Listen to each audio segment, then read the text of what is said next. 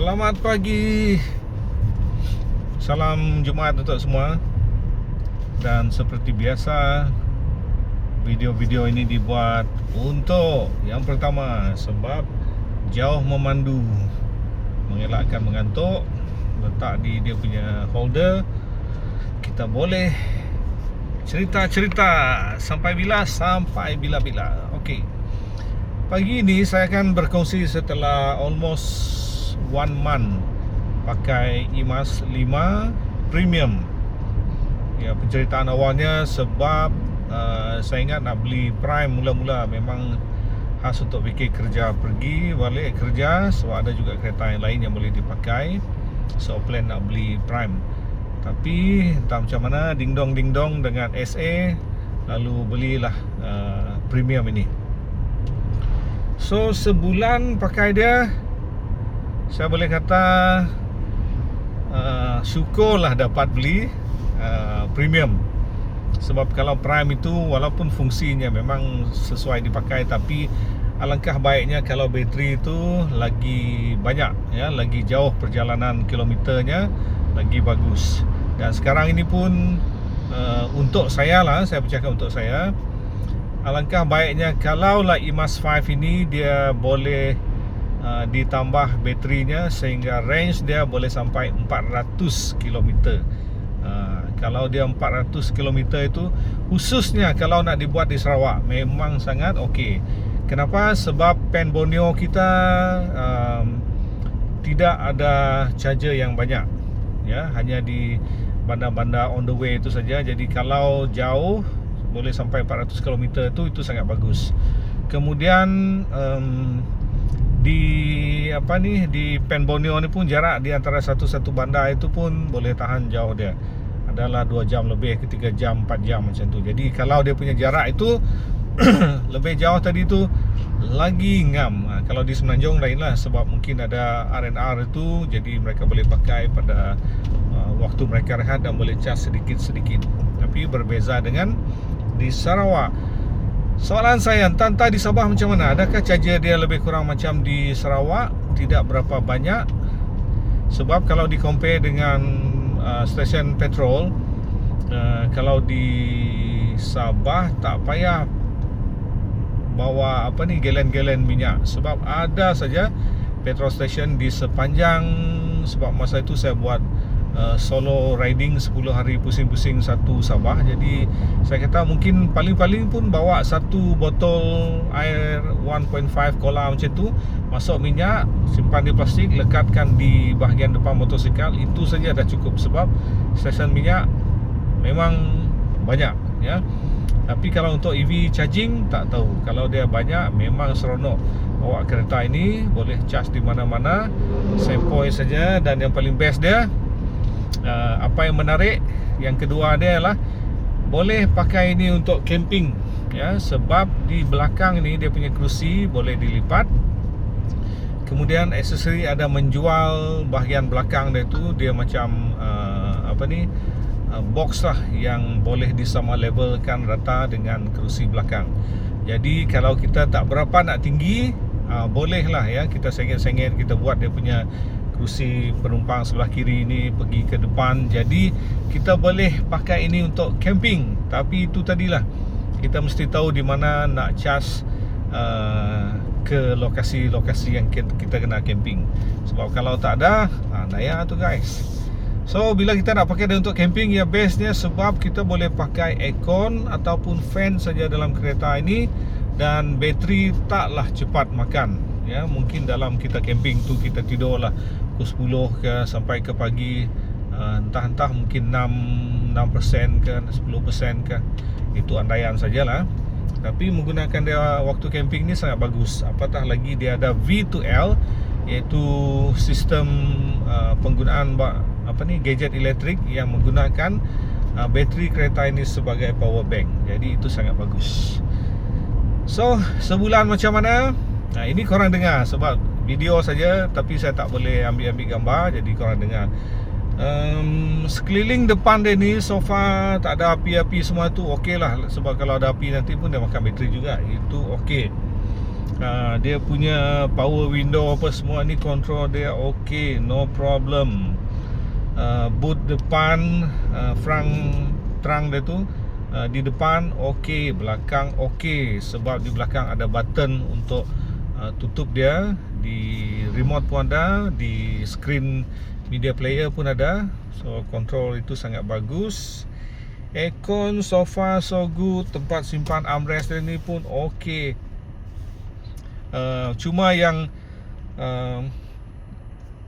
sedikit tersilap jugalah dia punya left and right punya controller ni, sebab kebanyakan kereta signal light dia di sebelah kanan, tapi untuk Proton signal light dia tukar kiri kanan. Jadi kadang-kadang kita nak tekan signal light, wiper pula yang bergerak. Jadi bila kita dengan orang tu ketawalah sikit-sikit di sana. Next, absorber dia secara general lah okey, sebab dia punya dia punya hentakan tu smooth, dia naik tu. Tapi mungkin bagi certain tempat mungkin mereka tak mau tu, dia mau dia keras sedikit. So itu agak subjektif. Belakang simpanan barang okey, pintu depan kiri kanan okey, sofa sangat okey lah. Kerusi dia punya material ni pun okey. Saya memilih warna dia macam ni, agak grey, dark grey macam ni untuk mengelakkan kotor. Cuma mungkin dia punya bucket seat lah yang di tepi-tepi dia tu, dia ada penahan paha kita ni. Saya sudah sebut sebelum ini, dia sekarang ni okey lah. Tapi kalau 5 tahun dari sekarang, pasti bucket yang penahan dia sebelah kanan ni, di mana kita keluar dan selalunya driver ni lah menggunakan kereta ini. Kalau di sebelah kiri penumpang ni, itu tidak akan ada perubahan ya. Tapi kalau di sebelah kanan ni, sebelah penumpang ni, kita keluar masuk, kita duduk, kadang-kadang kita buat apa-apa sini, pintu dibuka. Jadi memang yang sebelah kanan ni dia akan lebih cenderung untuk lembek ataupun koyak dia punya kain itu next time ya. Mungkin dalam 5 tahun macam tu lah saya rasa. Untuk settle dia, beli je cover, boleh, no problem. Dia punya seat tolak depan tu semua okey. Seat belakang dia punya ruang tu agak baik, okey. Apa lagi? Aksesori penjualan IMAS ni sangat banyak, sebab benda ni sudah banyak di China ya. So bila di China banyak, sorry, kena lindung pula. Let's try this one. Okay, lindung juga. Ini dia agak fit tau. Ini agak okey. Dia fit dia. Sebab banyak di China, jadi aksesori itu dah memang mudah untuk kita dapatkan. Apatah lagi ini banyak dijual, contohnya dah di Singapura, Indonesia, Filipina, memang dah banyak. So agak mudah untuk kita mendapatkan aksesori dia. Kemudian penjualan kalau di Borneo ni, saya tengok still okey lah, sebab dia di bandar-bandar besar. Cuma kalau ada dia punya service center tu mungkin di bandar-bandar besar saja. So mau tidak mau kita terpaksa untuk menunggu, membuat penghantaran secara appointment di center-center tersebut. Sebab benda ni tak boleh nak dibawa ke kedai-kedai luar bila melibatkan sistem dan sebagainya. Kadang-kadang mereka takut. Termasuklah juga dengan sistem electrical. Kalau dia plug and play, kedai aksesori mau terima. Kalau bersambung-sambung tu, mereka agak risau juga. Okay, what else? Control button kiri kanan so far so good. Screen depan dia yang kecil ini okey. Screen besar ini memang besar. Cuma itulah banyak yang kurang puas hati secara ini je lah ya, mau tak mau nak buat macam mana kan. Sebab skrin ini tidak boleh main YouTube, dia hanya boleh main music, Bluetooth, Android Auto dari handphone ataupun CarPlay. Tetapi tak boleh main YouTube seperti kita main tab ataupun media player kita yang kita upgrade tu. So mau tidak mau guys, kalau di kereta biasa mungkinlah kita tukar skrin 6-7 inci itu kepada 9-10-11 inci, mungkin kita tukar. Tetapi untuk IMAS ini, untuk kita nak menukar sistem dia ni dengan skrin besar, sayang tau. Jadi baguslah ada idea kawan-kawan yang mana beli car kit yang segi empat macam tu. Dia ada banyak jenis lah, dari hampir 300 ke 600 yang saya tengok di online. Jadi dia tu rupa-rupanya hanya plug and play saja, cucuk di USB. Ini untuk semua kereta lah saya tengok dia. Dan sistem Proton ni akan auto detect, lalu dia akan keluar paparan car kit tu. Di situ you boleh main YouTube dengan mudahnya, ya, dengan sempoinya lah, macam you main Android TV Android you di rumah ataupun tab. Dia macam tu lah. Cuma rupa-rupanya kita memang kena beli car kit itu dan plug and play USB saja, ya. Sebab mungkin yang sebelum ini pun, sebab saya tak pernah pakai car kit, memang saya cenderung kepada tukar the whole set player. Walaupun kereta itu masih baru, masih ori, tapi kena tukar player dia. Harga boleh tahan juga, tapi sayang kita tengok peralatan ori itu kan. So untuk yang ini, car kit ni cucuk saja, that's it. So apakah yang terbaik? Kalau kita tak memikirkan storage yang sangat besar, kita beli 864 sudah okey, ya. Tapi kalau kita ni cenderung nak memang guna laju sangat dan banyak kita nak simpan di sana lagu-lagu, kita mungkin boleh beli 8128 gig. Jadi itu akan sangat okey. So terpulang pada kita lah. Sebab kalau nak beli 864, dalam tu nanti di gadget itu dia ada USB connector dengan Type C. Jadi kita boleh cucuk lagu dari pendrive kita ke situ. Lagipun benda itu dah tak terpakai sangat sekarang, bila kita dah boleh connect handphone kita ke gadget ataupun melalui Bluetooth. Di handphone kita saja kita dah boleh main lagu yang kita mahu. So nak menggunakan pendrive itu sekarang, pergi cucuk di gadget dah macam tak berapa relevan lah. So mungkin beli 864 saja pun dah okey, sebab harga dia pun agak berbeza jauh tu, mungkin sekitar 300 lebih kepada 500 lebih. So itu bagi kita yang memang nakkan permainan YouTube di gadget kita, kita boleh beli car kit itu. Dia kecil saja. Seterusnya, dah berapa minit? 13 minit ni. Seterusnya yang tak okey juga, sebab IMAS 5 ni dia hanya ada 2 connection, Type C dengan USB. Itu saja yang boleh connect di depan. Di belakang tu adalah, tapi sebagai pemandu dan pengguna yang biasa di depan ni, kita cenderung tak pakai yang di belakang tu, kecuali untuk penumpang di belakang. Jadi oleh kerenalah kita ini sentiasa nak connect itu charge ini macam-macam kan, macam-macam penggunaan kita. Jadi kalau ada dibuat sampai 3-4 connection macam tu kan, itu baru the best. Tapi mungkin risau jugalah, sebab dia menggunakan dari sistem bateri itu, kita pun tak tahu macam mana. Cuma itu harapan kita. Jadi realiti dia, connection pada bateri, kita risau juga. Berbeza dengan E7. Dia ada palam pencucuh yang merokok tu kita pakai, sebab kebanyakan kereta petrol kita sebelum ini, kita akan guna palam pencucuh itu untuk connect kepada sambungan USB yang macam-macam. Jadi itu kelebihan dia kalau E7. So ramai juga yang bertanya, mencari mana yang bagus. Ada yang nak 5 Prime, ada yang nak 5 Premium, ada juga yang mau 7, ada yang mau PHEW. Masing-masing lah, sebab penggunaan kita ini tidak sama, ya. Lain orang, lain keperluan, lain kemampuan. Jadi kalau kita mau beli, mungkinlah ini adalah kereta kedua ataupun kereta ketiga kita nak beli, yes, beli.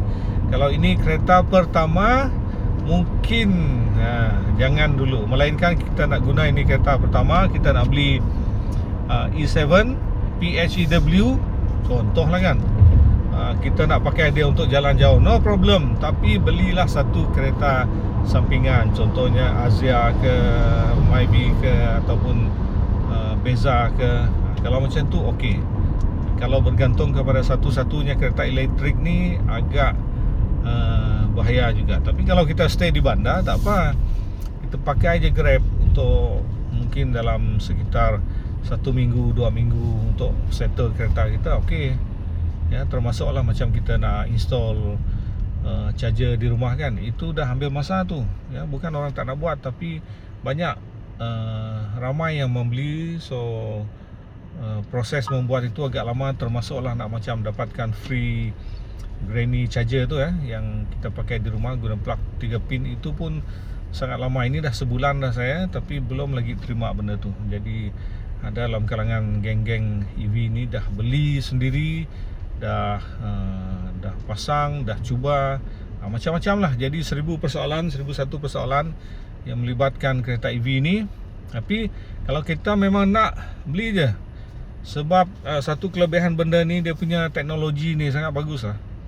Kalau selama ini teknologi di kereta-kereta petrol kita kan, dan akhirnya kepada EV, tapi harga EV suatu masa dulu sangat mahal, sehinggalah kelebihan sekarang ini yang kira agak mampu milik untuk IMAS 5 ni. Sebab itu pembelian order IMAS ni sudah berbelas ribu sudah. Ada yang tunggu sampai 3 bulan, 4, 5, 6 bulan pun ada. Jadi macam-macam lah. So satu perubahan dalam gaya hidup. Kalau bagi saya, kereta ini dia adalah special dia sikit, sebab selama ini kita beli kereta minyak kan. So sekarang ini kereta EV, elektrik, dan lagi pun dia adalah kereta elektrik yang pertama. Jadi adalah satu kelainan dia punya aura tu dah sedikit berbeza. So macam tu lah ya. So far so good lah. Charging dia pun okey. Ada juga kita dengar problem ini bagi setengah pengguna tu, dia lebih pada technical problem lah. Contohnya charger dia, kenapa ini installer yang bertauliah, tak bertauliah. Ada yang guna macam-macam lah kan, cas di kampung, lepas tu panas itu normal, seperti kita menggunakan elektrik di rumah juga ya. Kadang-kadang kita guna terlampau lama, kabel pandai panas. Jadi benda-benda itulah yang kita perlu sentiasa alert dari semasa ke semasa, khususnya bila kita menggunakan EV ni. Memang kena berhati-hati dengan kabel-kabel yang kita mula pakai ya, sebab panas dan boleh menyebabkan kebakaran. Macam kita pakai extension wire dengan triple 3 pin tu, kalau dah banyak sangat melekat combine dalam satu 3 pin, dia punya connector tu ya, dan juga extension wire, memang banyak kali kita dengar hangus sana hangus sini, rosak, beli baru, apatah lagi kita beli yang kualiti yang kita yang kurang kualiti punya lah. Jadi itu memang akan memberi kesan. So pendek kata, setiap yang melibatkan electrical ini, kalau melibatkan kereta ini, kalau boleh elektrik dia tu jangan yang ada bocor-bocor, jangan yang cikai-cikai. Kalau boleh go for quality, sebab this one is for long term. Once we use it, starting from the first year until or coming to the 5th year or the apalah, sebab warranty dia disebut ke tahun ke-8 ataupun tahun ke-10. Itu yang kita nak. Tapi kita ni manusia guys ya. Ada orang mungkin 10-20%, 30% yang beli kereta memang dia pakai sampailah buruk, sampai berpuluh tahun. Tapi sangat ramai pada hari ini membeli kereta kerana mereka mau kesenangan, teknologi, memudahkan. Jadi sekitar 3-5 tahun sudah fikir nak tukar kereta, sudah fikir nak beli kereta baru. Jadi pengguna EV ni entah macam mana kalau dah masuk tahun ke-6, tahun ke-7, silap-silap ya, kalau dah rosak, kalau dah problem pun mungkin kita pun dah tak pakai ya. Kita tengok saja kereta minyak kita yang lain, kalau dah mula berpenyakit tu memang ada yang dah jual kereta dia. So masa itu kalau kereta EV rosak macam mana? Kalau kita nak jual dia, saya rasa memang tak ada harga lah ya. Paling-paling orang yang suka membeli itu kena spare part dan lain-lain. So begitulah lebih kurang. Kalau budak-budak ataupun tuan-tuan dan puan-puan yang pandai electrical, mungkin itu sangat membantu dalam pemilikan EV macam ni. Sebab banyak yang korang boleh tukar ataupun atur sendiri. Jadi itu sangat baiklah ya. Okey, apatah lagi celoteh kita dah 20 minit ini. Ini perkongsian saya. Kalau korang tak buat apa-apa, korang buat je, pasang je dan dengar perkongsian saya. Aksesori yang kecil itu terpulanglah kepada kita. Ada orang nak mengekalkan dia ori, ada yang penuh dengan aksesori, itu terpulang. Okey, so mungkin saya rasa itu saja. Untuk kali ini saya nak try juga lah guna EV ni untuk camping. Walaupun duduk itu kita tak boleh duduk di EV ni tau, di belakang dia tu memang kena bongkok sikit. Tapi baringnya boleh, airconnya ada,